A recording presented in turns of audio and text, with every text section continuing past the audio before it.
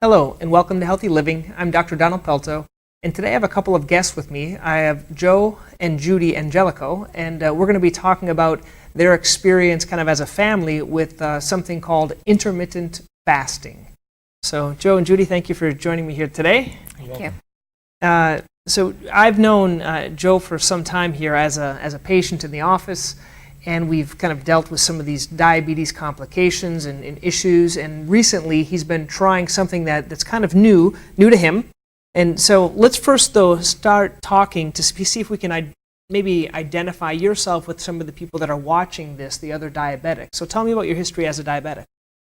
Well, I was diagnosed in 2010, and I was a pre-diabetic, but my primary care really didn't do anything. She just thought it was a weight and lose the weight and I would be fine. And then when I met Judy in 2010, I was having some acid reflux problems. And so we went to her primary care and they did blood work and came back and I was in the high 9s. Your A1C? Yeah. No, you were almost 14. 14. Okay, sorry, I was way up there. That was way up He was way up there. And then I realized that I really needed a change, and I started to lose weight. At that time, I was like 355 pounds. 355, okay. And my struggle over the years was I couldn't really get my A1C below 7.1. Okay, so from 2010 until now, so the last 9 years, you really couldn't get it down? No. Okay. And then my weight... And we did the diabetic diet. The Atkins, the high carb, which he always lost weight and I gained. And we tried the Weight Watchers. We tried keeping our sugars less than 50 grams a day, and the belly fat carbs. cure. Yeah, belly fat cure. Tried the ketogenic, right? Ketogenic's recent. Recent. Yeah, That's the recent. recent one. Then you recommended reading Dr. Fung's book on the obesity code. Yeah, the I'm obesity open. code. I wanted to lose weight, so I've tried probably everything out there. I downloaded the Audible because I'm busy and I have a lot to do and I'm driving everywhere and I like to listen on the radio. And we had gone to a doctor's appointment and I forced him to listen to it on the way home. And he's like, this is really cool. And that was May 2nd. So it hasn't even been 2 months. Right. It hasn't been 2 months. No, my sugar when I went in the end of April was 7.2. Okay. A1C. Yeah, Your my A1C. A1C was 7.2. And, you know, if you look at the 7.2 to where it is as far as where your glucose was, that was like averaging 157. 157. Now, something that we want to kind of explain, when you're saying you're a 7.2, but this is 7.2 with both an oral diabetes medication and insulin. Yep. So maybe the realistic value would have been a lot higher. You're just using the medications to bring it down. Correct. Okay. Yeah. 2 orals and 2 different. Yeah, I was on Trashiba, which is, that's insulin, and that was a once-a-day shot. And then I was on Trulicity, which is once-a-week shot. I was on 500 twice a day of metformin, and I was on Jardiance once a day. Okay. So the Jardiance, basically, that medication, what it does is any sugar that's in your body, you kind of Urinate it. urinate it out.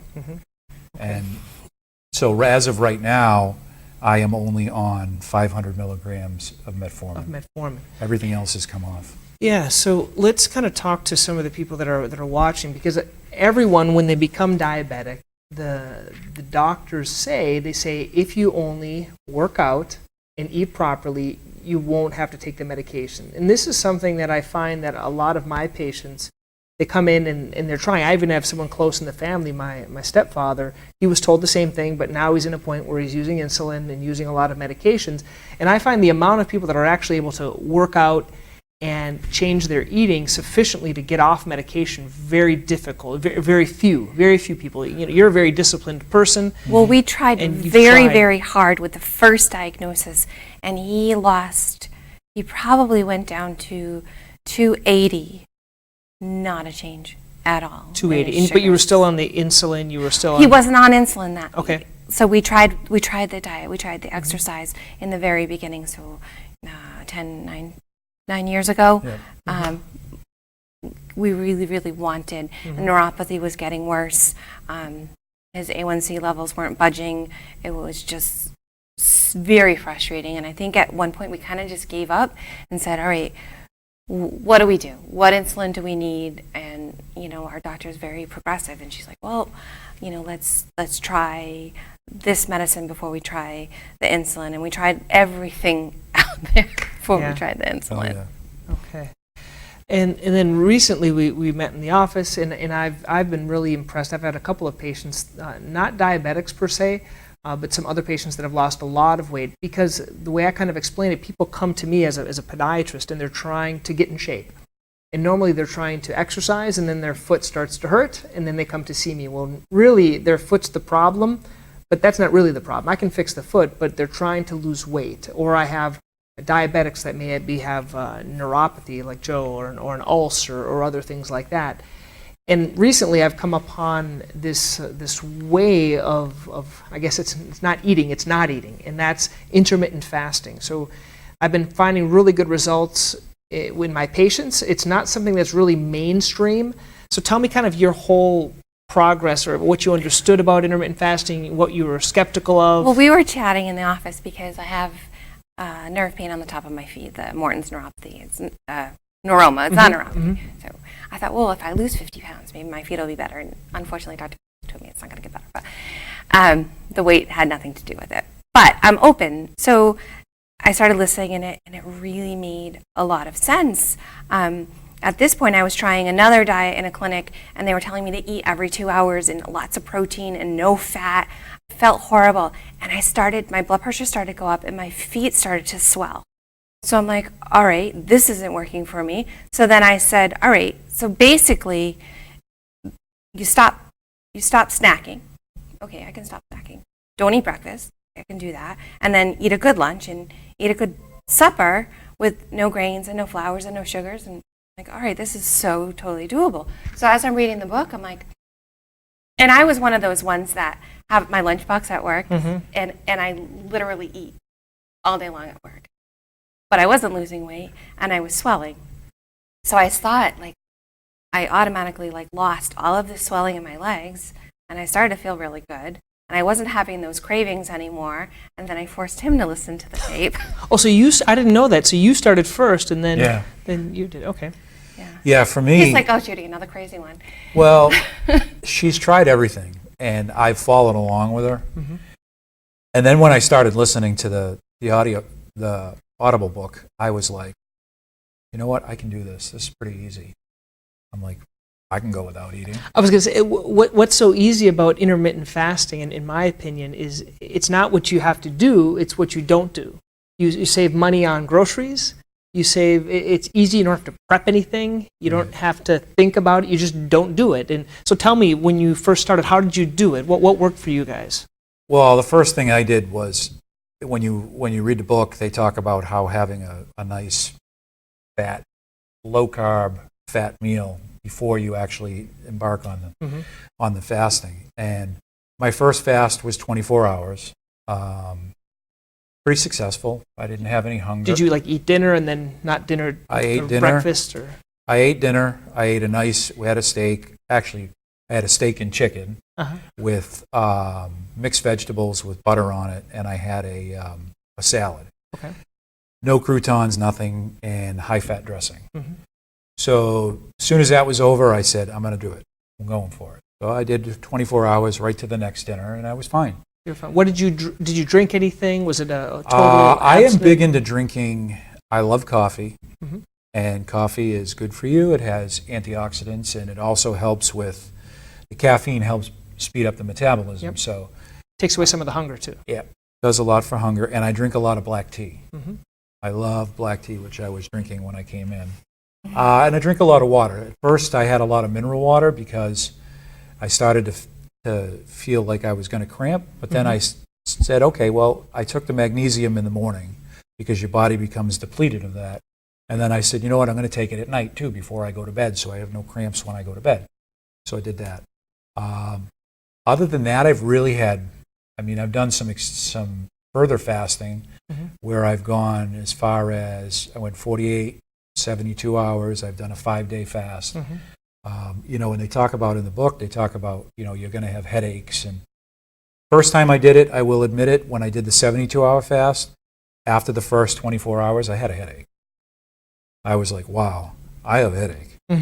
And then I had a little salt in my water. I drank that. I was drinking some bone broth. Good. Did you guys make your own bone broth? We did. How'd you make the bone broth? Super easy.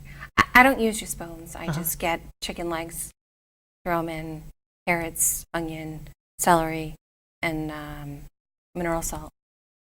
Just boil it and then you strain the stuff out, right? Yeah, you strain the stuff out out, the but I just vegetables out. leave it in a crock pot. Like there's no.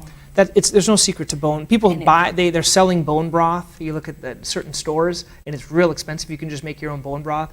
What's the bone broth? In my opinion, I initially thought for a 24-hour fast I would need bone broth. Maybe after 3 days, 4 days, then I think you need it. But for the 24 or 48-hour, I don't think it's that important for me. I don't know about you guys. I didn't actually use bone broth when I did the 5-day fast. I think one of the key things when we first started, because I think it kind of happened we went high fat, low carb, moderate So you're already protein. kind of ketogenic. No. We kind of started at the same time. Okay. But Joe has a continuous glucose monitor that's hooked up to his phone. So we were able to get real-time data. I remember early on, way back in the beginning, he was doing really good and we were eating very clean, real food, nothing processed, which is just, I mean, there's no diet out there. This is no process, right?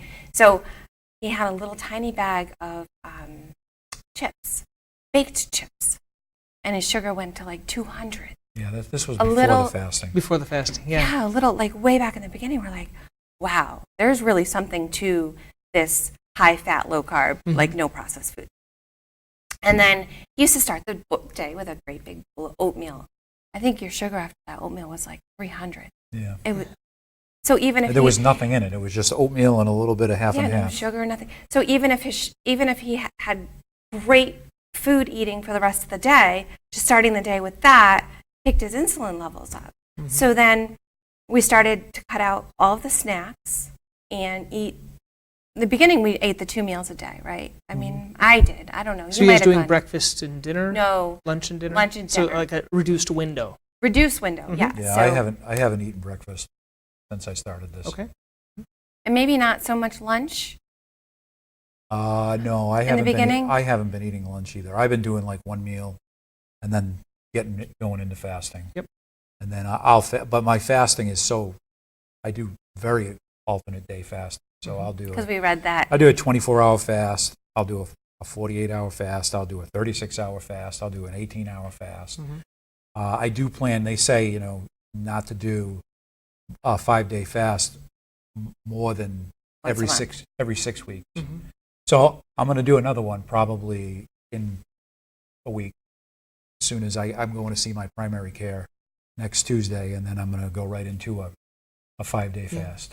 So let's talk, for those that are watching, there are some concerns, and I want to make this very clear if you're watching this. If you are diabetic and if you're on insulin or oral medications, this needs to be, your blood sugar needs to be monitored. It's absolutely essential. I'm not telling you to go, by no means this is not medical advice. Okay, this is an experience of a patient that had diabetes.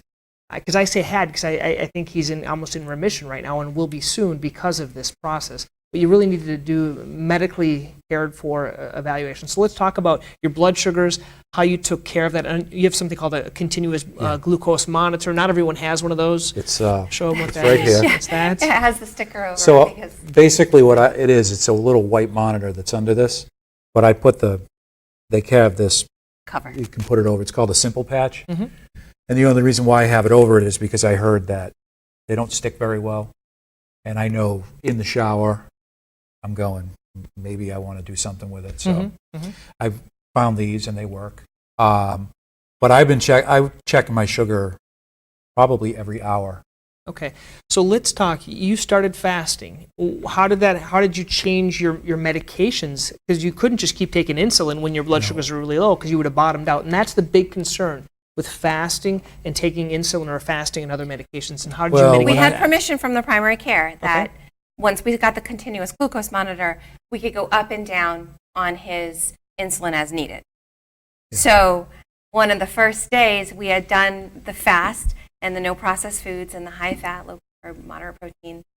Like, dude, I don't feel so well. I'm like, what's your sugar? He's like, oh, it's 64. I'm like, well, fast over. We got to eat. Like, if you don't feel good, we got to eat. Stop, eat. Well, tomorrow's another day. So we cut it by 10 units. Next day happened again. So were you at, how many units were you initially when you 40. started? So you were taking 40. A lot of times I hear from patients, they initially, if they're doing 40, they'll cut everything in half, basically. When they start fasting, they cut it in half from 40 to 20. Once again, not medical advice, but just what works for some patients. So you're in 40, you went down 10. I went down to 20. Well, we went down 10. I went to 30, and I was only on 30 for a day. And I was like, I've got to go lower than this because I'm still in the 60s. So we went down to 20. And I think within a week, he couldn't take it at all. Yeah. And then I emailed and I said, here's what's going on. I sent him a copy because I can send my my monitor. I can send it to the doctor. And I sent it to her and I said, hey, what do you think? And she cut it out. So I cut it out. Wow. So you cut out insulin. Yep, cut it out. And I'll tell you, He was still dropping. I was still dropping.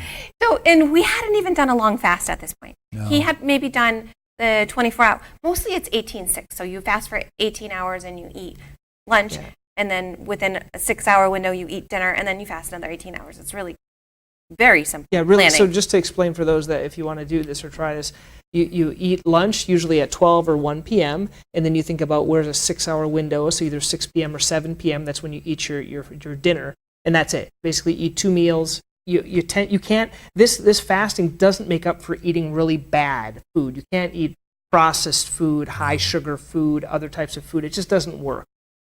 You might be able to lose weight, but in the long run, you really need to change and have a low carb diet. Moderate protein, high fat is really the best way to go with this type of intermittent fasting. Yep. Okay. Yeah. Yeah, And once you get fat adapted, I ate candy yesterday and I've been sick for 24 hours. I just feel nauseous, and I love candy.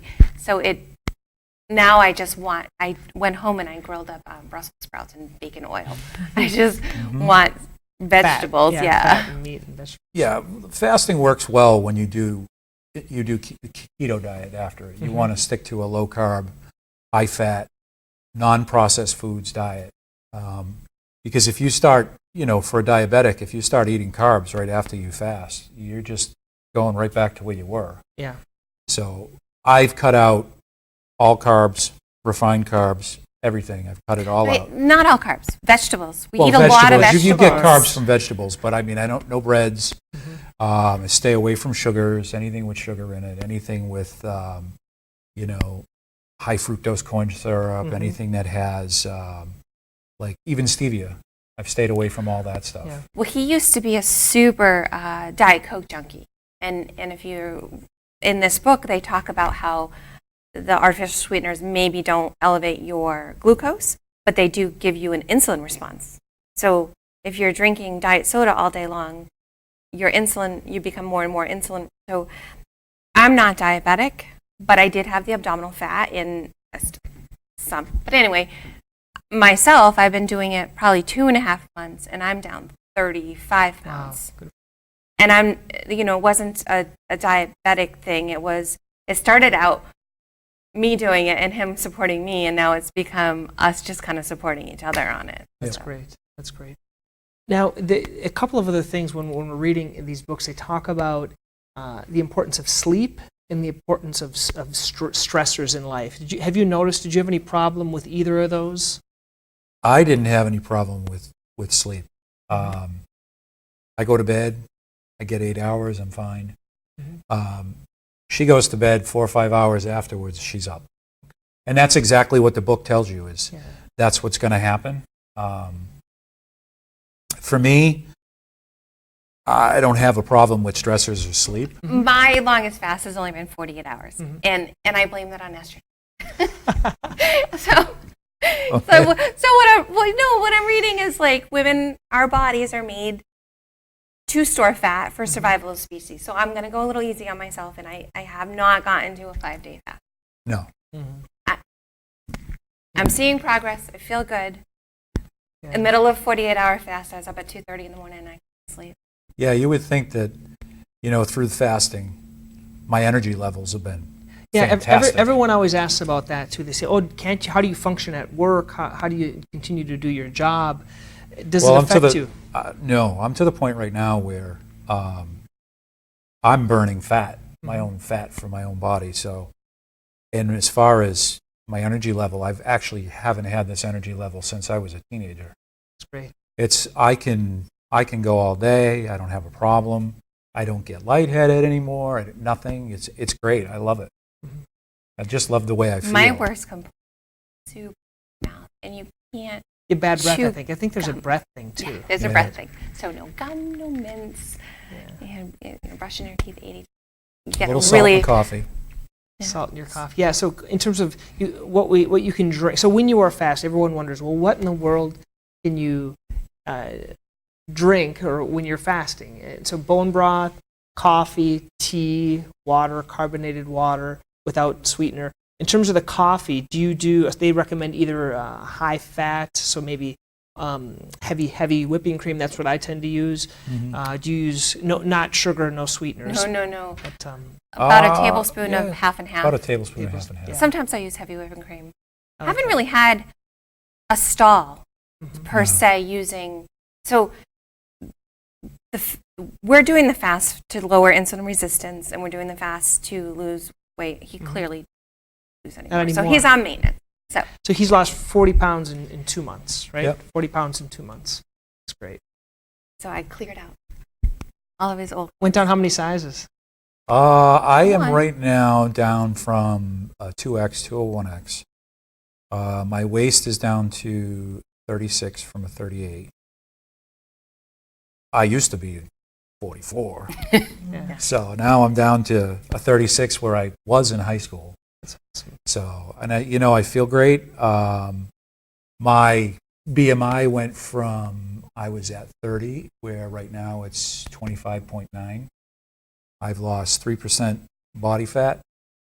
So my goal was to be at 20% body fat, and now I'm at 17%. That's awesome.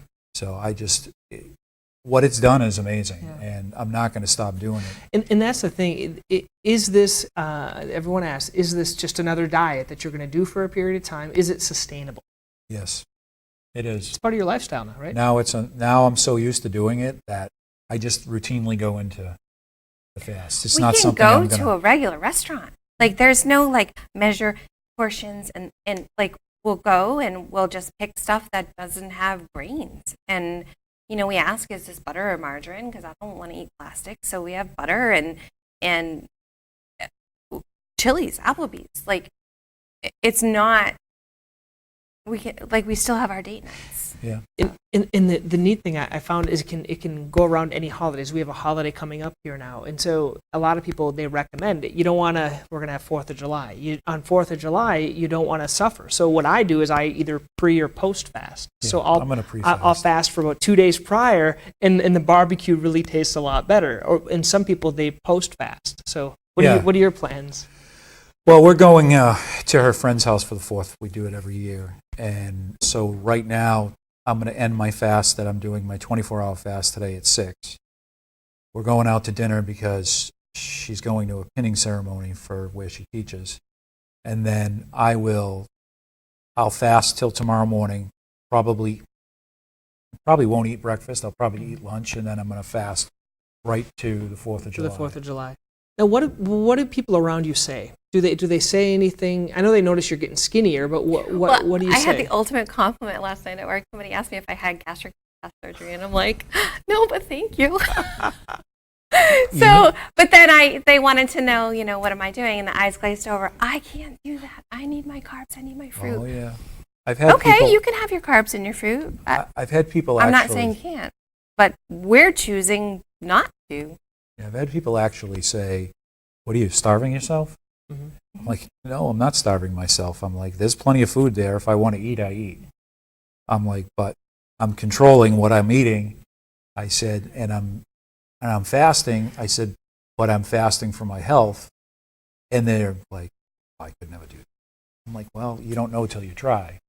And then I got somebody Well, then who's- you have to want to try. You have to want to change your health. Like, I am just floored that his A1C went from 7.2 to 6.2 in really 2 months. Yeah. Like, we have struggled with this for years. He's had 2 different ulcers on his feet that Dr. Pelto has healed for us, but it's really... And so what I want to really explain is you did great. You were at over 300 pounds. Yep. Before you started fasting, you were at 270. You were doing really well. You guys were doing low carb. You were eating well. But what I find for a lot of people, they're doing a lot of things right. They're just not able to get off their medication. And I find that you were already doing a lot of things well. You just couldn't get past it. And I think the fasting is what helped. absolutely. Because you were already eating well. Well, one of the things fasting, I can tell you, that they talk about in the book is it's almost like a body reset. You get to a point where the longer the fast that you do, you clean out a lot of the junk that's in you, and you start to regenerate new cells. And I think that's exactly what I needed to get myself, because I watched, for the last 2 months, I've watched my sugars, like, to the point where I can tell you every day exactly what they are. My average was, over the 2-month period, was 122. Yeah, when he first got his glucometer, he was in the continuous, he was in eating more of a keto, he was in the 130s. But, we'd snack in the afternoon before bed, maybe, and it was nuts or cheese or, something that necessarily wasn't processed, but it was still eating. Yeah. Now since I did the 5-day fast, where it was a good reset for me, my sugars are actually averaging 96. So if I continue on that road, I'm probably going to be down around 5.5, 5.4. Then you'll be able to get off the metformin. And then I'll be hopefully off meds completely. And that's where they talk about the possibility of curing diabetes. And this is something that certainly is possible. Well, thank you, Judy and Joe. Appreciate you coming to the show. You've changed our lives, so Right. thank you. We want to thank That's you. been great. And if for those that are watching the show, if you're interested in learning more, certainly I would recommend talking to your doctor about it first, especially if you're diabetic. But certainly look. There's a lot of good communities online. There's some great books that are on this topic of intermittent fasting. So thank you for joining us at Healthy Living.